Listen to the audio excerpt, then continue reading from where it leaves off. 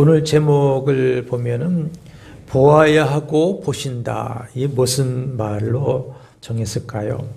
보아야 할 사람은 우리고 보아야 할 대상은 예수이십니다. 예수의 하나님의 독생자의 영광, 그리스도이시고 구주이시며 하나님이신 것을 보아야 합니다. 그리고 보신다 했는데 보시는 분은 주님이십니다. 우리가 주님을 보아야 할 것이지만 주님도 우리를 보십니다. 요한복음 1장에는 이 두 가지 내용이 다 있습니다. 요한복음 1장에는 우리말로 보다라고 번역하는 단어가 모두 18번이 나옵니다. 돌아가셔서 1장을 읽으시면서 동글뱅이를 치면서 한번 쭉 세어보십시오.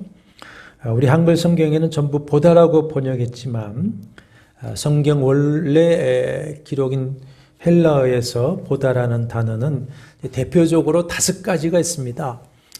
5가지인데 요한복음 1장에 18번의 보다는 이 5가지 단어가 상황과 뜻에 따라서 아주 적절하게 시제로 구별되어 쓰이는 것을 볼 수가 있습니다. 그래서 성경을 공부하다 보면 성령께서는 정말 단어 하나하나, 시제 하나까지 틀림없이 선택하시고 정확하게 기록하게 하셨었다는 것을 이제 발견하면서 진실로 하나님의 정황무한 말씀이다라고 아멘하게 되는데, 여하튼 사도 요한도 세례 요한도 그리고 제자들도 예수에게서 하나님의 아들 독생자의 영광을 보고 그가 하나님이시고 그리스도이심을 깨달아 알게 되었습니다. 그들처럼 우리도 보아야 할 것입니다. 지난 시간 말씀한 바와 같이 우리 자신과 우리 교회, 우리 조국 교회의 당면한 최우선의 과제는 다른 것이 아니라 이 독생자의 영광을 보고 주님의 영광을 회복하는 것입니다. 그러면 진실로 예수를 주여 그리스도시며 하나님이시라고 믿고 고백하게 되고 구원의 확신에 서게 될 것입니다. 그때 우리의 신앙, 우리의 가정신앙, 한국교회의 신앙이 회복되게 될 것입니다. 최우선 과제는 영광을 보고 회복하는 것입니다. 그러면 예수에게서 독생자의 영광, 그리스도시요 하나님의 아들의 영광을 어떻게 볼 수가 있겠는가? 사도 요한과 같은 당시 제자들이나 오늘 나오는 세례 요한은 성육신하신 그분을 직접 눈으로 보았습니다. 그러면 지금 우리는 어떻게 주님의 영광을 볼 수 있겠습니까? 분명한 것은 어떤 사람도 당시 세례 요한이나 사도 요한 역시 육신의 눈으로는 예수에게서 하나님의 독생자의 영광, 그가 그리스도시고 하나님의 어린 양이심을 보지 못했습니다. 예수께서도 요한복음 3장 6절에 보면 육으로 난 것은 육이요 영으로 난 것은 영이니 하시면서 사람이 물과 성령으로 거듭나지 아니하면 천국을 볼 수도 없고 갈 수도 없느니라 하셨습니다. 1장 9절에서 11절에서 보면 참빛이 세상에 오셨지만 세상이 그를 알지도 못했고 영접하여 믿지 아니하였다 했습니다. 예수가 하나님의 아들이시고 하나님의 어린 양 그리스도이심을 세상에 제일 먼저 선포한 이가 누굽니까? 세례 요한. 세례 요한 역시 육신의 눈으로는 예수에게서 독생자의 영광을 보지 못했습니다. 31절과 33절에 보면 나도 그를 알지 못하였으나 2번이나 말을 합니다. 그러면 예수께서 요한에게 세례를 받으러 나오시기 전에는 서로 모르는 사이였고 요한이 예수를 처음 보는 것이라 나도 그를 알지 못하였다고 말하는 것일까요? 그들은 친척지간입니다. 세례 요한이 6개월 형이죠. 서로 왕래가 있었을 것이고 그의 부모인 제사장 사가랴와 어머니 엘리사벳으로부터 예수의 출생부터 시작하여서 예수가 평범하지 않은 사람으로 자라왔음을 듣고 알고 있었을 것입니다. 어느덧 자라서 지역에서 존경받는 랍비 대접을 받고 있는 것도 알았습니다. 그렇기 때문에 마태복음 3장 13절 14절에 보면 예수께서 자기에게 세례를 받으러 나온 것을 보고는 극구 말리면서 오히려 내가 당신에게 세례를 받아야 할 것이라고 말합니다. 그러나 그때까지 예수가 하나님의 독생자요 그리스도이심을 보지 못하고 알지 못하였던 것입니다. 그것은 예수의 육신의 형제들도 마찬가지였죠. 한 어머니에게서 나서 30년을 함께 자라왔지만 예수를 진실로 보지 못하고 알지 못했습니다. 고향 사람들도 마찬가지였습니다. 마태복음 13장 53절에서 58절에 보면은 그들은 예수의 가르치심과 이적을 보고는 그 지혜와 능력에 놀라면서도 다만 우리가 다 아는 사람이구나. 아버지는 목수 요셉이고 어머니는 마리아고 그 형제들이 다 우리와 결혼하고 함께 살고 있지 않느냐. 그렇게 하면서 믿지 않고 배척을 합니다. 누가복음 4장에는 그들이 믿지 않고 배척하는 것에 대해서 책망하시자 동네 사람들이 심지어 어떻게 하느냐. 예수를 동네 밖으로 끌고 나가서 동네 밖 낭떠러지에 밀어 떨어뜨리려고 했던 것을 볼 수가 있습니다. 왜 그렇습니까? 요한복음 1장 12절 13절에 그 답이 있습니다. 예수를 믿고 영접하여 하나님의 자녀가 되는 것은 혈통으로나 육정으로나 사람의 뜻으로 되지 아니하고 오직 하나님께로 난 자들이 됩니다. 지난 시간에 말씀한 것 같이 고린도후서 3장 18절에 우리가 수건을 벗은 얼굴로 거울을 보는 것 같이 주의 영광을 보게 되는 것은 주의 영으로 말미암이라 성령으로 말미암이라 하셨습니다. 성령의 거듭나게 하심, 그래서 보게 하심, 체험하게 하심을 통해서 우리는 보고 듣고 깨달아 알아 믿게 되는 것이죠. 오늘 본문에서도 세례 요한이 친척으로서 30년의 세월을 보고도 알지 못했지만 32절 34절에 보면은 성령을 통해서 알게 되었다. 성령을 통해서 보고 알게 되어서 그가 하나님의 아들이시요 세상 죄를 지고 가는 하나님의 어린 양이라고 증언하게 되었다. 이렇게 말하고 있습니다. 1장 19절에서 34절의 그 세례 요한의 말과 증언에 대한 것은 그의 제자였던 사도 요한이 스승의 말을 그대로 기록한 것일 수가 있겠죠. 그리고 이제 35절에서 42절은 세례 요한의 제자였다가 예수를 따르게 된 두 제자 안드레와 또 한 사람인 요한 자신이 직접적인 체험을 기록한 내용이고 그 이후의 기록들은 사도 요한이 예수 곁에서 직접 보고 듣고 깨달아 안 것을 증언하는 내용들이 쭉 있는 것입니다. 그러면 예수에게서 하나님의 독생자의 영광을 본다는 것은 무엇을 의미할까요? 지난 시간에 여러 가지로 말씀을 두어 시간 했지만 크게 세 가지로 정리할 수가 있을 것 같습니다. 자, 다시 한번 말씀을 정리하며 우리 것으로 만들기를 원하는데 첫째는 믿는 것이 보는 것입니다. 믿는 것이 1장 12절 말씀대로 믿고 영접하는 것이 보는 것입니다. 그 믿음은 어떤 믿음이냐? 히브리서 11장 1절 믿음은 바라는 것들의 실상이요 보이지 않는 것들의 증거입니다. 히브리서 11장 13절에 보면 이 사람들 믿음의 조상들이 있죠. 아브라함과 이삭과 야곱 등 그 믿음의 조상들은 다 믿음을 따라 죽었으며 약속을 받지 못하였을 때 그것들을 멀리서 보고 환영하며 또 땅에서는 외국인과 나그네임을 증언하였다. 하였다. 믿음의 사람들은 하나님의 약속하신 본향을 보고 환영하며 증언하였다라고 하는데, 그러면 그 하늘 본향을 육신의 눈으로 봤습니까? 뭐로 본 것이죠? 믿음으로 본 것이죠. 믿음으로. 약속을 붙들고. 자, 우리의 믿음은 하나님에 대한 우리의 인격적인 반응입니다. 인격적인 반응. 그러면 우리의 인격이, 우리의 지정의가 하나님을 향해 지금 반응을 보이고 있어요. 아멘이시죠? 예. 그러면 우리의 마음에 보이지는 않지만 우리에게는 뭐가 있다는 겁니까? 하나님을 향한 뭐가 있습니까? 믿음이 있는 거죠. 그것이 곧 보는 겁니다. 그것이 곧 보는 겁니다. 두 번째는 아는 것이 보는 것입니다.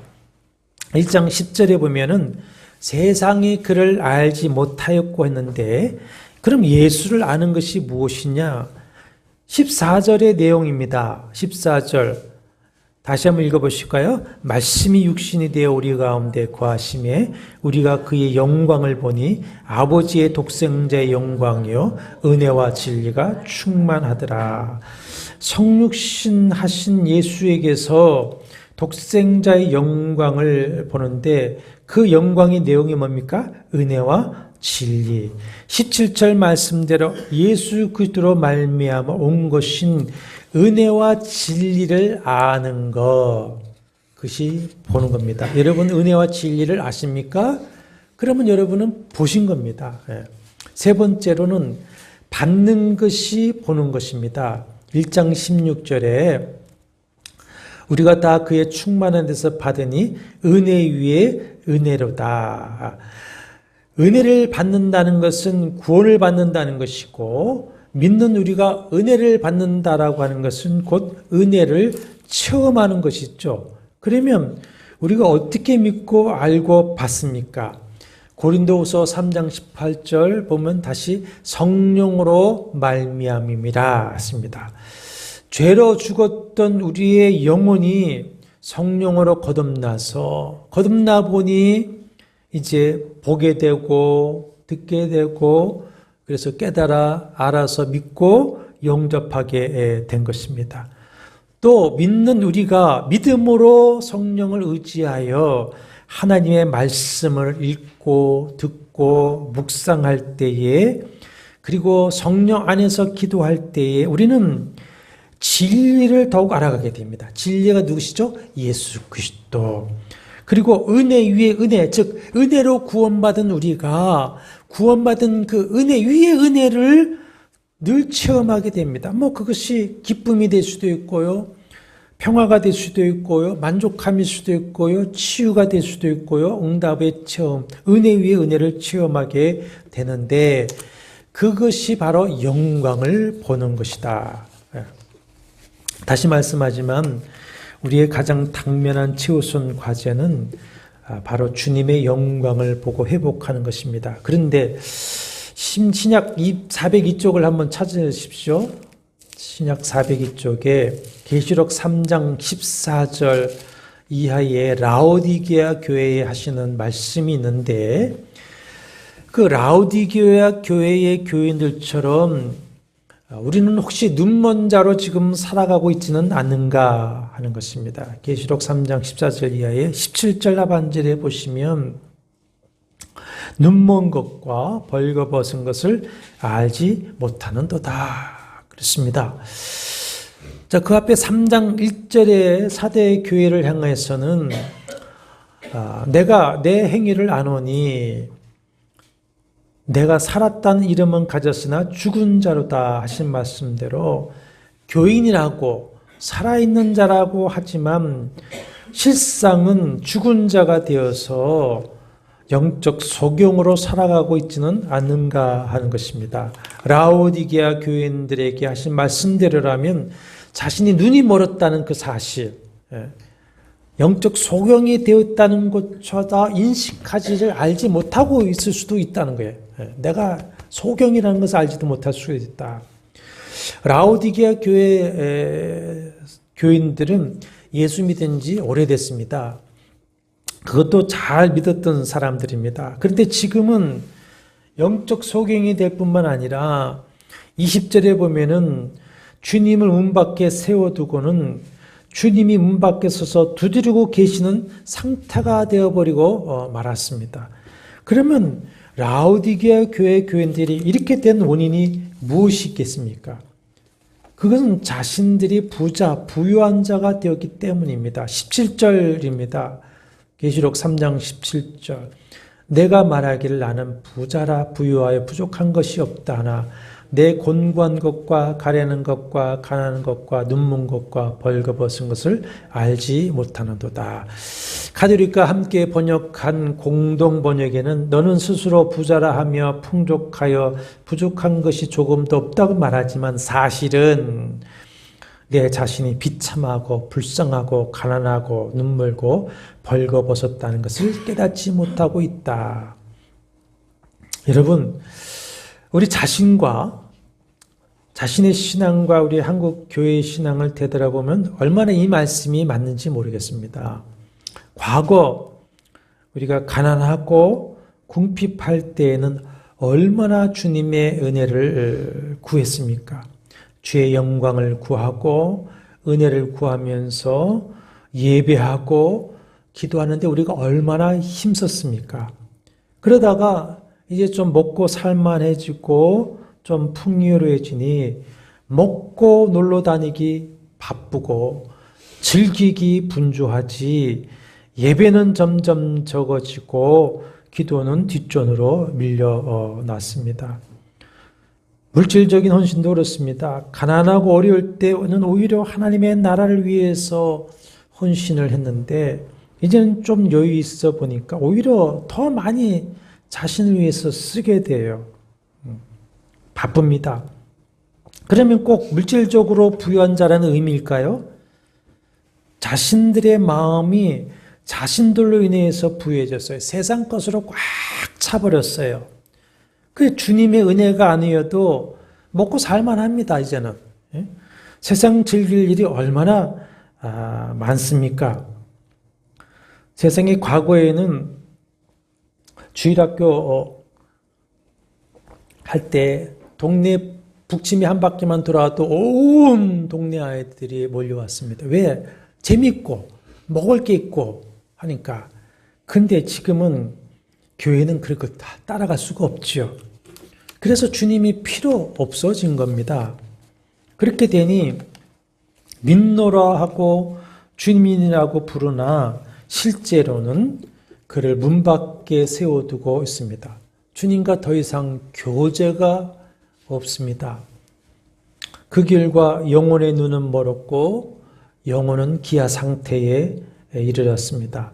말씀을 들으나 듣고 깨닫지 못하고 기도한다고 하나 그 영광을 보지 못하게 되어버리고 말았습니다. 심각한 것은 그들 자신이 곤고한 것과 가련한 것과 가난한 것과 눈먼 것과 벌거벗은 것을 알지 못한다. 스스로 알지 못하는 거예요. 이게 지금 문제인 거죠. 그래서 주님은 그들을 책망하시죠. 주님이 나를 책망하신다고 하는 것은 히브리서 12장의 말씀대로 나를 사랑하는 자여 받으시는 아들로 여기기 때문이죠. 예. 책망의 말씀을 한번 보겠습니다. 계시록 3장 18절 20절 한번 같이 읽으실까요? 내가 너희를 권하노니 내게서 불로 연단한 금을 사서 부유하게 하고 흰옷을 사서 입어 벌거벗은 수치를 보이지 않게 하고 안약을 사서 눈에 발라 보게 하라. 무릇 내가 사랑하는 자를 책망하노니 징계하노니 그러므로 내가 열심을 내라 회개하라. 볼지어다 내가 문 밖에 서서 두드리노니 누구든지 내 음성을 듣고 문을 열면 내가 그에게로 들어가 그와 더불어 먹고 그는 나와 더불어 먹으리라. 안약을 사서 눈에 발라 보게 하라고 하시는데 당시 라오디게아 지방에는 부르기아 안약이라고 하는 그 지방의 명품이 있었다고 합니다. 그것을 이제 보시고 하신 말씀인데 우리가 주의 영광을 대면하려면 먼저는 우리 자신의 마음이 가난해져야 됩니다. 마음이 가난해져야 된다. 근데 마음이 가난해지는 게 쉽습니까? 어떤 때는 주님이 억지로 가난하게 만드시죠. 물질이 가난해지고 삶이 가난해져서 마음이 가난하게 만드실 때도 있습니다. 세상 것에 좀 눈을 감아야 됩니다. 그리고 시편 42편 1절 2절 말씀처럼 사슴이 시냇물을 찾기에 갈급한 같이 내 영혼이 살아계시는 하나님의 얼굴을 뵙기를 갈망해야 됩니다. 우리가 이 시간 예배할 때도 하나님의 얼굴 뵙기를 갈망해야 됩니다. 하늘 양식을 배고파해야 됩니다. 주님 팔복에 말씀하지 않았습니까? 심령이 가난한 자는 복이 있나니 천국이 그들의 것이며 의에 줄이고 목마른 자는 복이 있나니 그들을 배부를 것이며 구하라 찾고 두드리라. 주님의 영광을 보고 회복하는 것이 최우선 과제라고 지난주에 말씀하는데 이 최우선 과제를 위해서 얼마나 열심을 내셨습니까? 계시록 3장 19절에 주님이 어떻게 하라 하십니까? 열심을 내라 회개하라 했는데 회개하고 말씀대로 열심을 내라고 했는데 작심삼일이 됐지 않으셨습니까? 그렇다면 오늘 또 우리 다시 이 시간 작심삼일 하십시다. 먼저 이 예배 시간에 주의 영광의 임재를 보고 듣고 깨닫고 체험하기를 간절히 사모하고 매일의 삶에서 또 주의 영광을 보기를 줄이고 목말라 하겠느라고 작심삼일하고 작심삼일이 깨어지면 또 작심삼일하고 깨어지면 또 작심삼일하고 또 작심삼일하고 죽는 날까지 작심삼일하고 제 모습입니다. 그게 목사라고 할 수 있는 줄 아십니까? 별 수 없습니다. 저도 작심삼일하고 아이고 또 못했네 또 하고 언제까지요? 부르시는 그날까지. 그래야 우리가 살 수 있습니다. 그래야. 예. 부흥은 하나님의 영광의 임재를 회복하는 것인데 은혜와 진리가 우리에게 임해야 됩니다. 성령 충만하심이 임해야 됩니다. 주님의 영 성령께서 우리에게 충만하게 임재하셔서 우리 영혼이 그 은혜와 진리를 통해서 주님의 영광을 보고 깨닫고 체험을 해야 하는 것입니다. 다시 말씀하지만 세례 요한이 예수의 친척지간으로 30년 세월을 알고 자라왔지만 그에게서 하나님의 독생자의 영광, 하나님의 어린 양 되심을 보지 못하고 알지 못하가 성령의 보게 하심을 통해서 알게 되지 않았습니까? 본문 29절 34절은 사도 요한이 자기 스승이었던 세례 요한의 증언을 그대로 기록한 것이라고 할 것인데 세례 요한이 증언하는 말이 29절 보십시오. 이튿날 요한이 예수께서 자기에게 나오심을 보고 이르되 보라 세상 죄를 지고 가는 하나님의 어린 양이로다. 자기에게 나오심을 보고 아까 말씀드린 대로 우린 말에는 다 보고 영어 성경에도 보면 see라고 다 번역했는데 헬라어는 5가지 대표적인 것이 있는데 단어마다 적절하게 이 5가지가 사용되고 있습니다. 29절에 보고라고 번역한 헬라어는 마주보다 그래서 발견하다. 마주 대해서 보고 나니 발견되는 것이 여기 29절에 보다 블레포라고 하는 단어입니다. 예수께서 자기에게 세례를 받으러 나오시는데 그 얼굴을 마주 대하여 보니 친척 예수가 아니에요.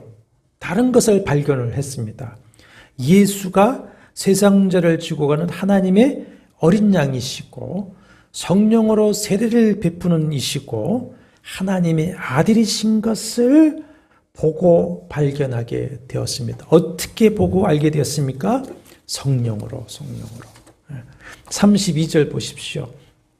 성령이 비둘기같이 하늘로부터 내려와 그의 위에 머무는 것을 봄에, 이 봄에는 14절에 사도 요한이 우리가 그의 영광을 보니라고 할 때와 같이 눈으로 보고 식별하는 겁니다. 눈으로 보고. 그 그 당시 사람들이니까 드디어 아이고 보니까 알겠구나 이런 말인데, 그리고 33절에서는 나를 보내어 물로 세례를 베풀라 하신 그이가 나에게 말씀하시되, 그럼 세례 요한에게 말씀하신 이가 누구시죠? 하나님이시죠. 하나님. 성령으로 친히 말씀하신 것이죠. 말씀과 성령의 역사하심으로 34절에 보면은 뭐라고 합니까? 내가 보고 그가 하나님의 아들이심을 증언하였다. 이 34절에 보고 호라오라고 하는 말은 경험을 통해서 깨달아 알아보는 것입니다. 경험해 보니 깨달아 알겠다, 보았다. 전에는 그를 보아도 알지 못했으나 이제는 성령의 보게 하심, 성령의 말씀하심을 통해서 이제 비로소 보고 경험하여서 깨달아 알게 되었다.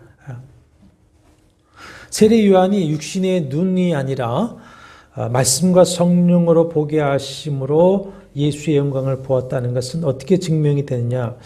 자, 예수께서 세례를 베푸실 때에 오늘 32절 보면은 성령이 비둘기같이 하늘로부터 내려와서 예수 위에 머무는 것을 보았죠.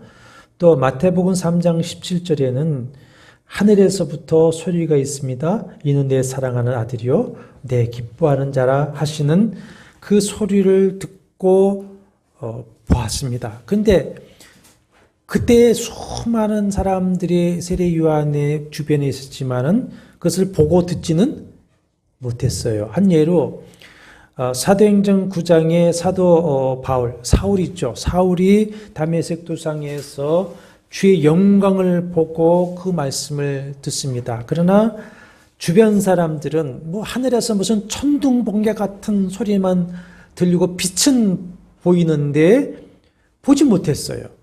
주님을 보지 못했어요. 그 음성을 듣지 못했어요. 바울만 들은 겁니다.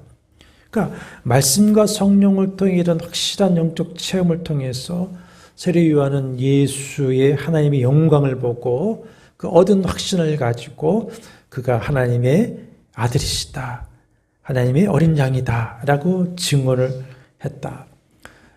여러분 모두, 우리 모두가 이런 확신을 얻는 시간이 되기를 축원합니다. 확신. 그럼 우리에게는 그런 증거가 있느냐? 요한복음 3장 니고데모의 대화에서 주님이 이런 말씀하시죠. 성령으로 거듭나야 한다. 그러면서 9절에 보면은 바람이 이무려 불매 내가 그 소리를 들어도 어디서 와서 어디로 가는지 알지 못하나니 성령으로 난 사람은 다 그러하니라. 바람 보이지 않죠. 느끼죠. 그러나 또 현상은 있죠. 우리가 성령으로 거듭났고 성령이 내 주 임마누엘 하시는 하나님의 자녀라는 것. 정말 무슨 버선발, 옛날 말처럼 버섯발 뒤집어서 보여주듯이 우리의 속을 보여줄 수 없지만은 보여줄 수 있는 증거가 있습니다. 증거. 어떤 증거가 있습니까? 첫째는 진실로 성령을 통해서 그 영광을 보는 건 여러 가지 말씀드렸어요. 깨달아 믿고 그 영광에 참여한 자는 예수는 그리스도시요 하나님의 아들 나의 주님이시라고 하는 예수를 향한 분명한 신앙 고백이 있게 됩니다. 분명한 믿음이 있게 됩니다. 둘째는 하나님을 아버지라고 진실로 부르며 기도하게 됩니다. 셋째는 갈라디아서 5장 22절 성령의 열매가 맺힙니다. 성령의 열매는 무슨 열매죠? 성품의 열매, 성품의. 그리고 이 계시된 성경 말씀을 주님의 말씀으로 믿고 사모하고 순종하게 됩니다. 이 성경 말씀을 정확무한 하나님의 말씀으로 믿지 않는 자들은 거듭난 사람이 아닙니다. 그리고 자기가 보고 믿은 그 예수 그리스도의 제자로 살아가려고 하고 증인의 삶을 살아가려고 합니다. 이것이 이제 1장 35절 이하의 내용에서 우리는 확인할 수가 있는데 35절 보십시오. 또 이튿날 했는데 29절 34절에 예수께서 세례 받으신 그 이튿날이라고 할 수 있죠. 뭐 이튿날이 뭐 날짜가 중요한 것은 아닌 것 같은데, 그럼에도 불구하고 여러분 요한복음을 쭉 보면은 계속해서 이튿날, 몇째 날 그렇게 시간을 정확하게 기록을 하는 것을 볼 수가 있습니다. 왜냐하면 자신이 증언하는 것이 이게 사실이다, 그걸 증언하기 위해서 정확한 날짜를 계속 기록하려고 애를 쓰고 있는 것을 볼 수가 있어요. 그래서 29절에도 보면은 이튿날 요한이 그랬고, 35절에서도 이튿날 요한이 또 날짜를 기록하고 있죠. 43절에도 보면은 또다시 이튿날 예수께서, 2장에도 보면 가나 혼인잔치에게서도 사흘째 되는 날 이렇게 기록하고, 심지어 시간도 정확하게 기록하려고 애를 씁니다. 39절 하반절에 보시면은 그날 함께 관이 때가 10시쯤 되었더라. 뭐 날짜와 시간이 이렇게 중요하겠느냐. 정확하게 자기의 증언이 사실이에요. 여러분, 우리 기독신앙은 역사적 사실인 줄로 믿습니다. 무슨 뭐 신화나 허구나 철학이 아닙니다. 역사적 사실입니다. 히스토리, 하나님의 구원의 역사, 살아있는 역사, 사실의 역사, 그 사실의 역사이기 때문에 오늘 우리에게 생명이 있는 겁니다. 아멘이시죠? 예. 그 35절 40절에 말하는 세례 요한의 두 제자 중 안드레와 또 한 사람은 사도 요한 자신을 말합니다. 요한복음 쭉 보면은 사도 요한은 자기 이름을 밝히지 않고 있어요. 왜냐하면 마치 제3자 입장에서 내가 객관적으로 쓰고 있다. 우리 1인칭 시점은 객관적이 잘 안 되거든요. 그러니까 3인칭의 입장에서 객관적으로 쓰려고 한다는 것을 보여주고 있습니다. 그래서 마지막 21장 내용에 보면은 자신의 이름을 밝히지 않고 20절에 보면 베드로가 돌이켜 예수께서 사랑하시는 그 제자가 따르는 것을 보았다. 자기를 가리켜서 예수께서 사랑하는 그 제자였다. 그 결론의 말로는 이 일을 증언하고 이 일을 기록한 제자가 이 사람이라 우리는 그의 증언이 참는 줄 아느라. 제3자 입장에서 내가 이 증언은 객관적으로 썼다. 뭐 날짜도 쓰고 시간도 기록하면서 이렇게 하는 거죠. 사도 요한과 안드레는 세례 요한의 제자로서 세례 요한을 따르고 있었는데, 세례 받으신 이튿날 35절이죠. 요한이 자기 제자 중 두 사람과 함께 섰다가, 요한과 안드레죠. 예수께서 거니심을 보고 눈으로 이제 주목하여 보고는 뭐랍니까? 보라, 하나님의 어린 양이로다 합니다. 보라, 하나님의 어린 양. 야, 봐봐라. 명령하는 거예요. 봐라 말이지. 하나님의 어린 양이다. 주목해봐라. 주목해봐라. 하나님의 어린 양이시지 않느냐. 이 말은 내가 어제 증언한 그 하나님의 어린 양이신 그리스도가 저기 계시지 않느냐. 이제 너희들은 어떻게 하라?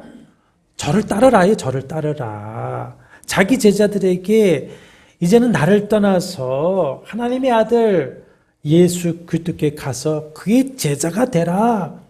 보라, 하나님의 어린 양이다. 명령어입니다. 가서 제자가 되라. 명령하는 겁니다. 여기서 목사나 선교사나 교회 교사들이 다시 각성해야 되겠죠. 주님께서는 마태복음 28장 20절, 19절, 20절에서 너희는 가서 모든 족속, 민족을 제자로 삼아 아버지와 아들과 성령의 이름으로 세례를 베풀고 내가 분부한 모든 것을 가르쳐 지키게 하라. 그러면 목사나 선교사, 교사가 전도해서 자기 제자를 만들라고 하는 말씀입니까? 우리나라에 유명한 그 제자 훈련 프로그램들이 있습니다. 뭐 양날개인지 두날개인지 뭐 그렇고, 사랑의 교회에서 하는 뭐 제자 훈련 프로그램이니 그런 거 다 저도 들어보고 교재도 보고 했습니다만은, 여러분, 목사들끼리 있을 때에 뭐라고 그 교재를 이야기하느냐. 교인들을 목사의 제자를 잘 만들어야 순종하고 잘 따른다 이거예요.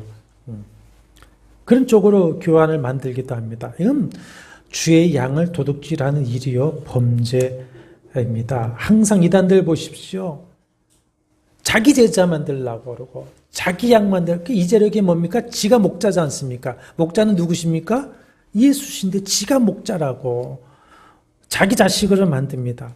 물론 목사는 항상 내 제자요, 하나님 내게 주신 양떼요, 하나님 내게 주신 자녀다라고 목약을 하지만 교인을 제자 삼고 가르치고 훈련하는 목적은 내 제자 만들기 위한 것이 아니라 누구 제자 만들기 위한 겁니까? 주님의 제자, 주님의 제자. 세례 요한이 자신의 제자들을 예수의 제자 되라고 예수를 소개하면서 보내는 것 같습니다. 명령어입니다. 명령어. 요한복음 3장에 가면은 예수께서 유대에 와서 세례를 베푸니까 많은 사람이 요한에게 쏠렸던 관심이 예수에게 다 쏠려갑니다. 그러니까 세례 요한의 제자들이 와서 그걸 얘기하죠. 그러니까 세례 요한이 뭐라 합니까? 그는 흥해야 되겠고 나는 쇠하여야 하리라. 이 중심을 가지고 우리가 예수 그리스도의 증인이 되어야 됩니다. 그러니까 성도 여러분들도 목사의 제자로 가르침을 받으면서도 최종적으로는 나는 목사의 제자가 아니라 누구의 제자이다? 예수의 제자이다. 분명히 아시고 목사 바라보지 마시고 예수 바라보시고 목사 따르지 마시고 예수 따라가시길 바랍니다.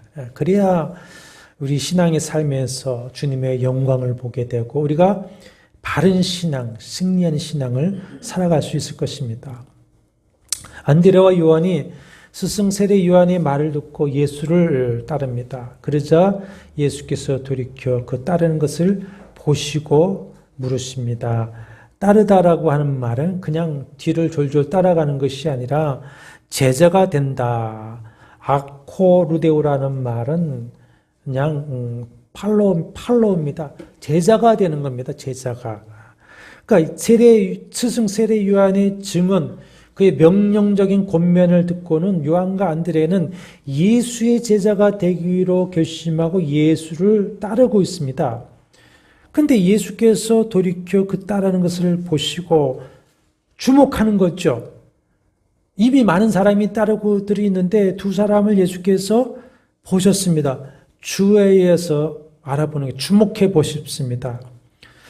자, 이제까지 요한복음 1장에서 제가 제목을 보아야 하고 보신다 했는데 이제까지 보아야 하는 것을 얘기했어요.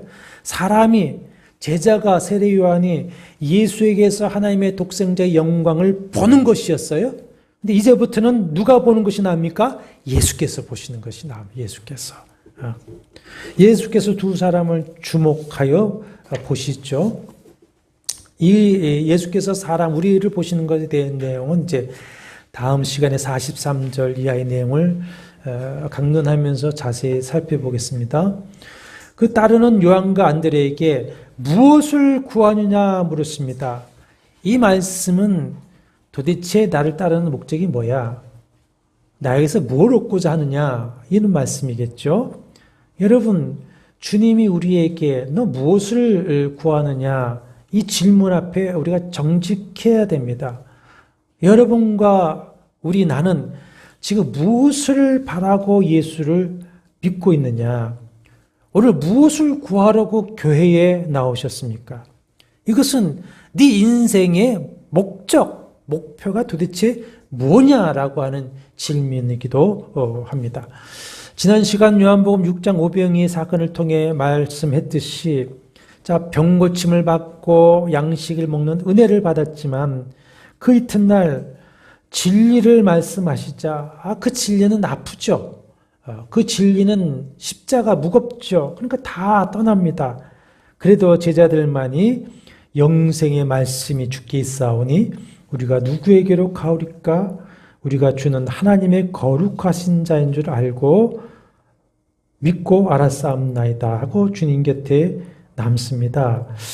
저는 지금 우리 교회에 남으신 분들이 바로 그런 12제자이라고 여기고 있습니다.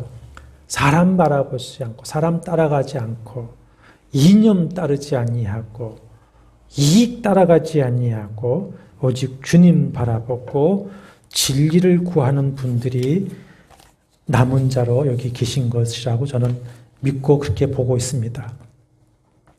마태복음 17장 7절과 8절에 보면은 세례 요한이 감옥에 갇혀 있는 때에 그의 제자들이 예수께 왔습니다. 그들에게 뼈아픈 말씀을 하시죠. 요한에 대해서 말하기를 너희가 무엇을 보려고 광야에 나갔더냐. 너희가 무엇을 보려고 광야에 나갔더냐 두 번 말씀하시고 너희가 어찌에 나갔더냐. 그러면 우리는 자주 자신에게 물어봐야 됩니다. 이거 항상 물어봐야 됩니다.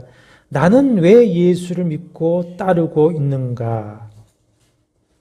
왜 교회에 나오고 있는가? 이 질문에 대한 답이 분명하지 않고 우리가 은혜와 진리에 함께 서 있지 않으면 우리 자신도 주님을 떠날 수 있는 가능성이 얼마든지 있습니까? 없습니까? 있습니다. 히브리서 6장 4절과 6절 그 말씀이 있죠. 빛을 보고 하늘의 은사를 보고 성령에 참여한 바가 되고 하나님의 선한 말씀과 내세의 능력을 맛보고도 타락한 자들이 있다. 그 질문에 분명한 자기 답이 없으면 우리도 그럴 가능성이 얼마든지 있는 것이죠. 오늘 본문에 무엇을 구하느냐는 주님의 질문에 요한과 안드레의 대답이 뭡니까? 랍비요? 어디 계시니오니까? 주님이 뭘 구하냐 하니까는 선생님 어디 계시오니까 사오정 같은 대답이죠. 사오정 어떻게 보면 우리 세 식구가 어떤 때는 꼭 사오정같이 질문하고 답할 때가 있어요. 각자 그거 왜 그런 줄 아십니까? 머리가 나쁜 게 아니라 머리들이 너무 좋아서 그렇다는 겁니다.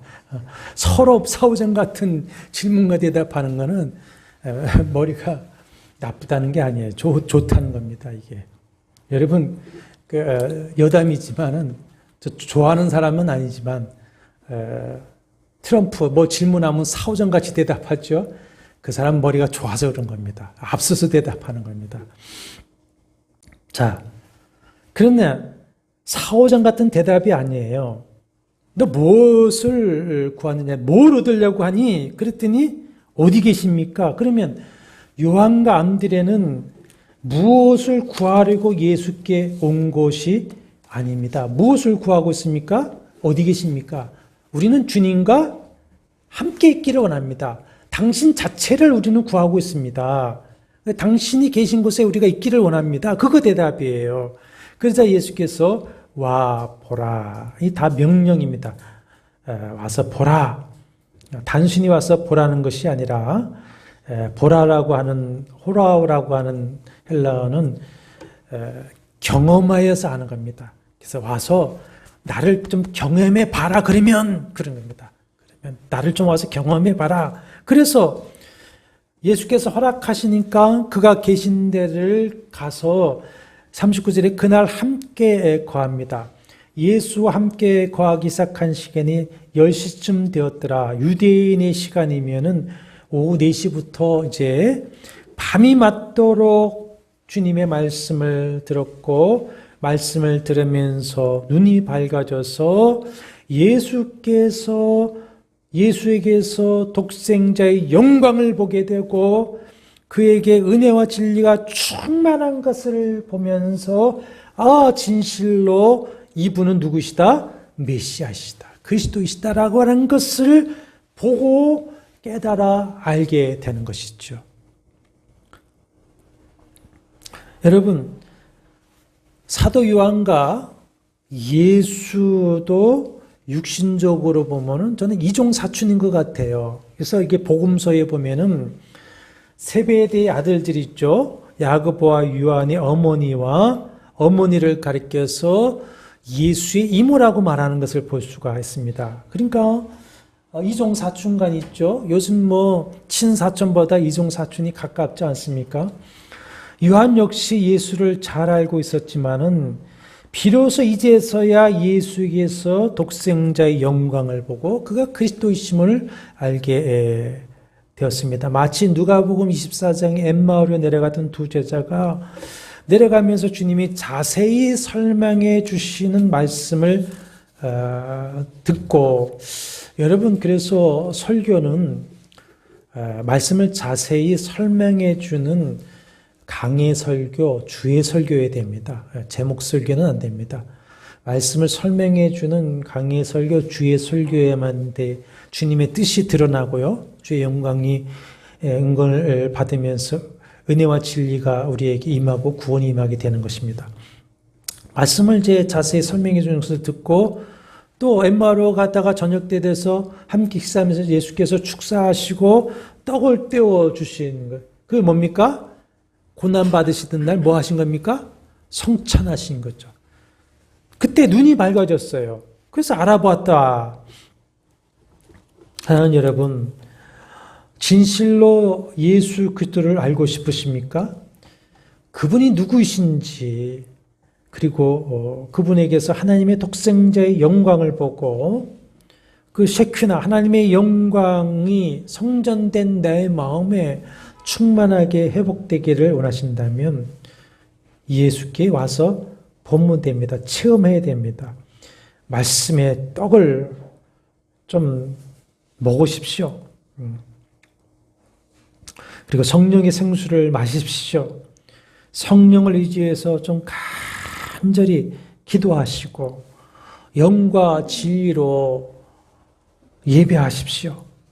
그리고 예수를 따른 제자의 삶을 살아보십시오.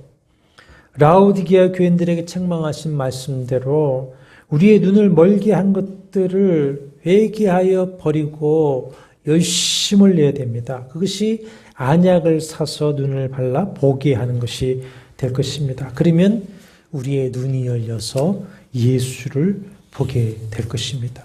은혜와 진리를 알게 될 것입니다.